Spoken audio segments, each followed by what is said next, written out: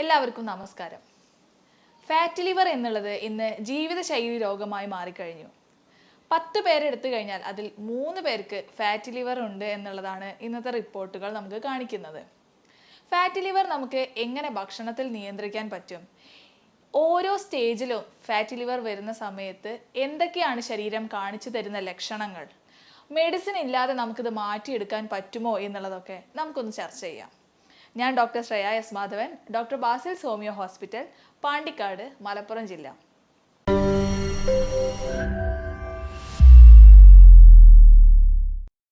നേരത്തെ പറഞ്ഞ പോലെ ഫാറ്റി ലിവർ ഇന്ന് വളരെ കോമൺ ആയി കാണുന്ന അസുഖമാണ്. മലയാളികൾ എടുത്ത് നോക്കിക്കഴിഞ്ഞാൽ ഒരു 10 പേരെടുത്ത് നോക്കിയാൽ 3 പേർക്കും ഫാറ്റി ലിവർ ഉണ്ട്. പണ്ടൊക്കെ എന്ന് പറഞ്ഞു കഴിഞ്ഞാൽ നമ്മൾ ഉണ്ണിയെ കണ്ടാൽ അറിയാം മൂരിലെ പഞ്ഞെന്ന് പണ്ട് പറയുമായിരുന്നു. പക്ഷേ ഇന്നത്തെ സംബന്ധിച്ചിടത്തോളം ഈ തടിയും കുടവയറും ഒക്കെ പല രോഗങ്ങളുടെയും ലക്ഷണമായി മാറിക്കഴിഞ്ഞിട്ടുണ്ട്. നമ്മുടെ കരളിൽ കൊഴുപ്പ് അടിയുന്നതാണ് ഫാറ്റി ലിവർ എന്നുള്ളത് നമുക്കറിയാം. നമ്മുടെ കരളിൻ്റെ ഏകദേശ ഭാരം എന്ന് പറഞ്ഞു കഴിഞ്ഞാൽ ഏകദേശം 1-1.5 കിലോ ആണ് കരളിൻ്റെ ഭാരം. ഇതിൽ ഒരു 5% കൂടുതലായിട്ട് ഫാറ്റ് ഡെപ്പോസിറ്റ് വന്നു കഴിഞ്ഞാൽ തന്നെ നമുക്ക് ഇതിന് ഫാറ്റി ലിവർ എന്നുള്ള കണ്ടീഷനായിട്ട് പറയാൻ പറ്റും. ജനറലായിട്ട് ഫസ്റ്റ് നമുക്ക് ലക്ഷണങ്ങളൊന്നും ഇതിൽ പൊതുവെ കാണാറില്ല. ഗ്രേഡ് 1 ആണ് എന്നുണ്ടെങ്കിൽ, അതായത് 5 to 8% ഒക്കെയാണ് ഫാറ്റ് ഡെപ്പോസിറ്റ് ചെയ്തിട്ടുണ്ട് എന്നുണ്ടെങ്കിലാണ് അത് നമുക്ക് ഗ്രേഡ് 1 ആക്കിയിട്ട് കണക്കാക്കാൻ പറ്റുന്നത്. ഇങ്ങനെ സംഭവിക്കുമ്പോൾ ജനറലായിട്ട് നമുക്ക് സ്കാനിങ് റിപ്പോർട്ടുകളൊക്കെ കൊണ്ടുവരുമ്പോഴാണ് പലപ്പോഴും മനസ്സിലാക്കാൻ പറ്റാറുള്ളത്. ചിലർക്ക് ചെറിയ ഓക്കാനം, അതുപോലെ ഛർദ്ദിക്കാനുള്ള ടെൻഡൻസി, നെഞ്ചെരിച്ചൽ, വയറിൻ്റെ റൈറ്റ് സൈഡിൽ ഉണ്ടാകുന്ന പെയിൻ കാര്യങ്ങളൊക്കെ ചിലർക്ക് ലക്ഷണങ്ങളായിട്ട് കാണാറുണ്ട്. എന്നാൽ വേറെ ചിലരെ സംബന്ധിച്ചിടത്തോളം ഇതൊന്നും കാണാത്ത ആൾക്കാരും ഉണ്ട്. ഇനി ഇത് ഗ്രേഡ് 1ൻ്റെ ലക്ഷണങ്ങളാണ്.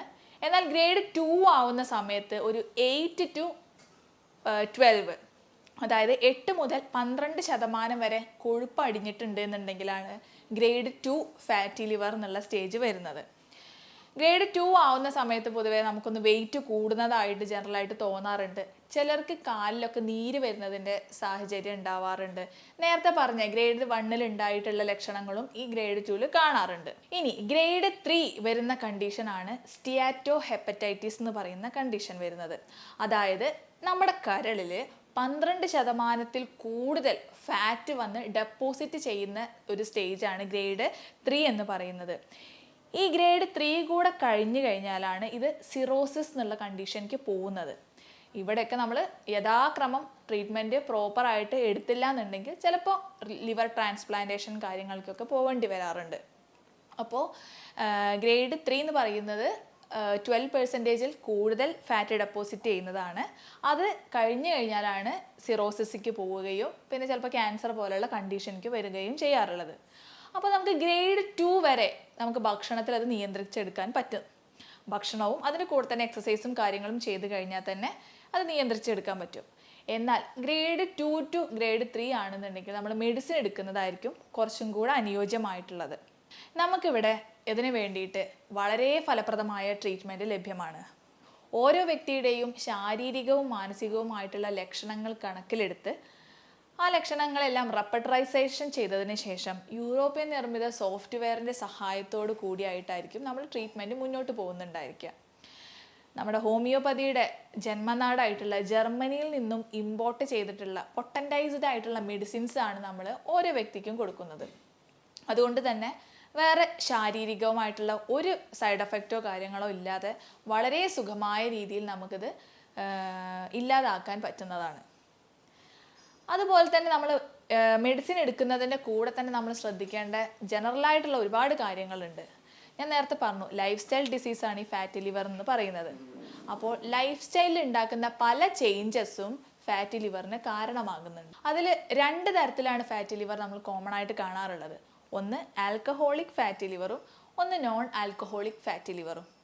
ഈ നോൺ ആൽക്കഹോളിക് ഫാറ്റി ലിവറാണ് ആൾക്കാർക്കാണ്, അതായത് അതായത് മദ്യം കൂടുതലായിട്ട് എടുക്കാത്ത ആൾക്കാർ അല്ലെങ്കിൽ മദ്യം തൊടാത്ത ആൾക്കാർക്ക് കൂടെ ഫാറ്റി ലിവർ വരുമ്പോഴാണ് പേഷ്യൻസ് ഒന്നും കൂടെ ടെൻസ്ഡ് ആവാറുള്ളത്. ഞാൻ ഡോക്ടറെ മദ്യം ഇതുവരെ കഴിക്കാറ് പോലുമില്ല, പക്ഷെ എങ്ങനെയാണ് എനിക്ക് ഫാറ്റി ലിവർ വന്നത് എന്നുള്ളത് അറിയില്ല എന്ന് പറഞ്ഞിട്ട് ഓടി വരുന്ന പേഷ്യൻസ് ഒരുപാടാണ്. അവരെ സംബന്ധിച്ചിടത്തോളം എങ്ങനെയാന്ന് വെച്ച് കഴിഞ്ഞാൽ പലപ്പോഴും കൂടുതലായിട്ട് കഴിക്കുന്ന പഞ്ചസാരയുടെ അളവ്, അതുപോലെ കാർബോഹൈഡ്രേറ്റിൻ്റെ അളവൊക്കെ ആയിരിക്കും പലപ്പോഴും ഫാറ്റി ലിവറിന് കാരണമാക്കുന്നുണ്ടായിരിക്കുക. എന്നാൽ ആൽക്കഹോളിക് ഫാറ്റി ലിവർ ആവുന്ന സമയത്ത് അത് പരിപൂർണമായിട്ടും മദ്യപാനത്തിൻ്റെ തുടർന്ന് അല്ലെങ്കിൽ മദ്യപാനത്തിനെ തുടർന്ന് ഉണ്ടാവുന്ന ഫാറ്റി ലിവർ ആണ് ആൽക്കഹോളിക് ഫാറ്റി ലിവർ എന്ന് പറയുന്നത്. ഈ ഫാറ്റി ലിവർ നമ്മൾ അങ്ങനെ നിസ്സാരമാക്കി കളയേണ്ട ഒരു അസുഖമേ അല്ല.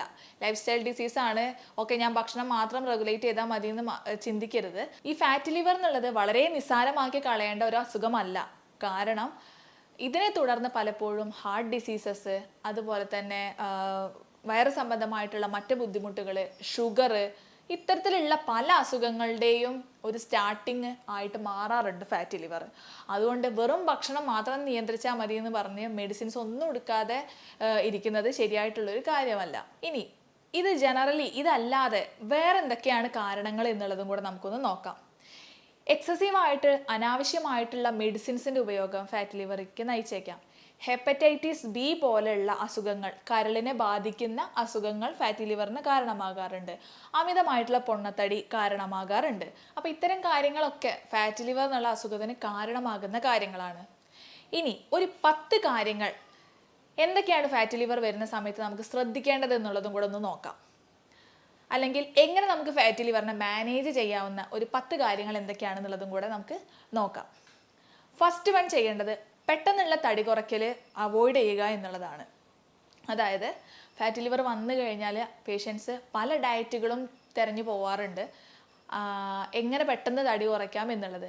പക്ഷെ അത്തരത്തിൽ ചെയ്തു കഴിഞ്ഞാൽ നമ്മുടെ ബോഡിയിൽ യൂറിക് ആസിഡ് പോലുള്ള പല മെറ്റബോളിസത്തിനും ഡിറേഞ്ച്മെൻറ്റ് വരികയും അതിനെ തുടർന്ന് വേറെ അസുഖങ്ങൾക്ക് കാരണമാക്കുകയും ചെയ്യുന്നുണ്ട്. അപ്പം നമ്മൾ ചെയ്യേണ്ടത് എന്താണെന്ന് വെച്ച് കഴിഞ്ഞാൽ 3 മാസം കൊണ്ട് നമ്മുടെ വെയിറ്റിൻ്റെ ഒരു 10% കുറയ്ക്കുക എന്നുള്ളതാണ് ചെയ്യേണ്ടത്. അതെങ്ങനെയെന്ന് വെച്ച് കഴിഞ്ഞാൽ പ്രോപ്പറായിട്ട് എക്സസൈസ്, വെള്ളത്തിൻ്റെ ഇൻടേക്കൊക്കെ ഇതിൽ വളരെ ഇമ്പോർട്ടൻ്റ് ആയിട്ടുള്ള ഒന്നാണ്. 25 കിലോ ഉള്ള ഒരാളാണെന്നുണ്ടെങ്കിൽ അവർക്ക് 1 ലിറ്റർ എന്നുള്ള രീതിയിലാണ് വെള്ളം കുടിക്കേണ്ടത്. അതുപോലെ 80 കിലോ വെയിറ്റ് ഉള്ള ഒരാൾ 3 മാസം കൊണ്ട് 8 കിലോ ആണ് കുറയ്ക്കേണ്ടത്. അതായത് നമ്മുടെ ബോഡിയുടെ 10% വെയിറ്റ് കുറയ്ക്കുക. അങ്ങനെയാണ് നമ്മൾ ഫാറ്റി ലിവറിന് വേണ്ടി ഡയറ്റ് എടുക്കുകയോ അല്ലെങ്കിൽ വെയിറ്റ് കുറയ്ക്കേണ്ട രീതി.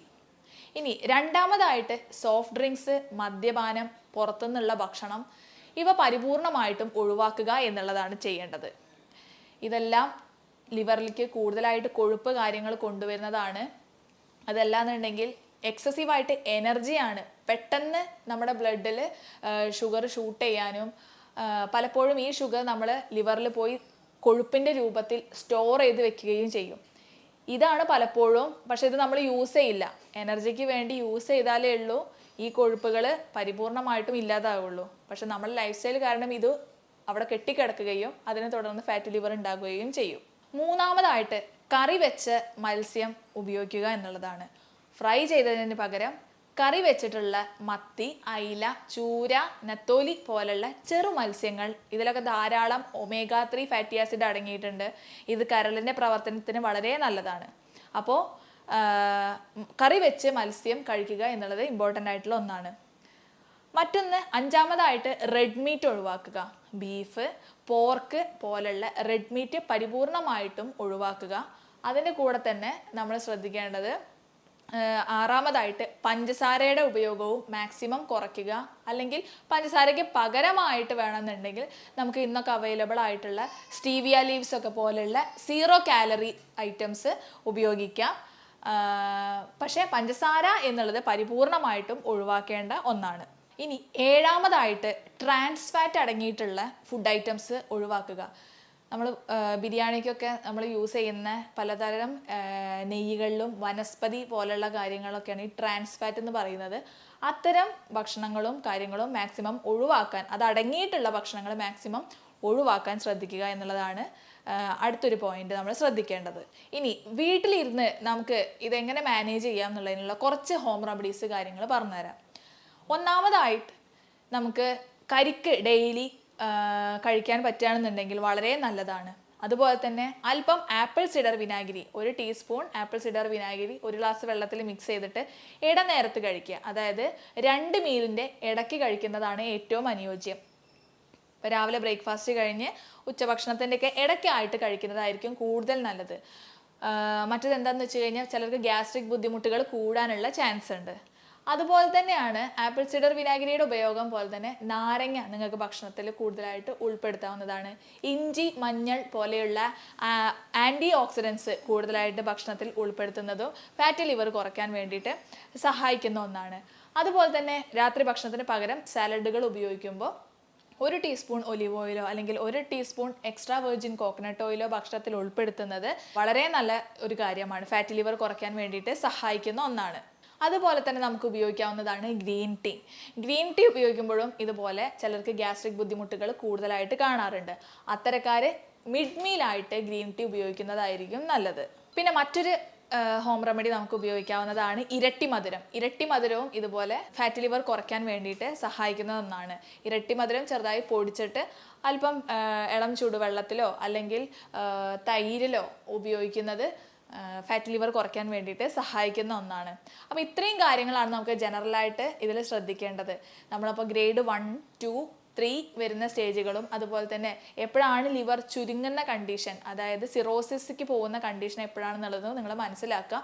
എത്രത്തോളമാണ് നമ്മുടെ കൊഴുപ്പ് ഓരോ സ്റ്റേജിലും ലിവറിൽ ഡെപ്പോസിറ്റ് ചെയ്തിട്ടുണ്ടാവുക എന്നുള്ളത് ഞാൻ നേരത്തെ പറഞ്ഞു. അത് നിങ്ങൾ നന്നായിട്ട് മനസ്സിലാക്കി വെക്കുക. അപ്പോൾ നമുക്കിത് എങ്ങനെ ഫൈൻഡ് ഔട്ട് ചെയ്യാമെന്ന് വെച്ച് കഴിഞ്ഞാൽ normal liver scanning, abdomen scanning ചെയ്ത് കഴിഞ്ഞാൽ നമുക്ക് മനസ്സിലാക്കാൻ പറ്റും. അതുമല്ലാന്നുണ്ടെങ്കിൽ എത്രത്തോളം നമ്മുടെ ലിവറിലുള്ള സെല്ലുകൾ നശിച്ചിട്ടുണ്ടോ അല്ലെങ്കിൽ എത്രത്തോളം കൊഴുപ്പ് അടങ്ങിയിട്ടുണ്ട് ലിവറിൽ എന്നുള്ളത് അറിയാൻ വേണ്ടിയിട്ടുള്ളതാണ് ഫൈബ്രോ സ്കാൻ ചെയ്ത് കഴിഞ്ഞാൽ നമുക്ക് ഡീറ്റെയിൽഡ് ആയിട്ട് ഇത് മനസ്സിലാക്കാൻ പറ്റും എത്രത്തോളം ബുദ്ധിമുട്ടുകൾ ഉണ്ട് എന്നുള്ളത്. അപ്പോൾ ഇതുമായി ബന്ധപ്പെട്ടിട്ട് നിങ്ങൾക്ക് ഡൗട്ടുകളോ അല്ലെങ്കിൽ കൺസൾട്ടിങ്ങോ ആവശ്യമുണ്ടെന്നുണ്ടെങ്കിൽ എന്നെ കോൺടാക്ട് ചെയ്യാവുന്നതാണ്.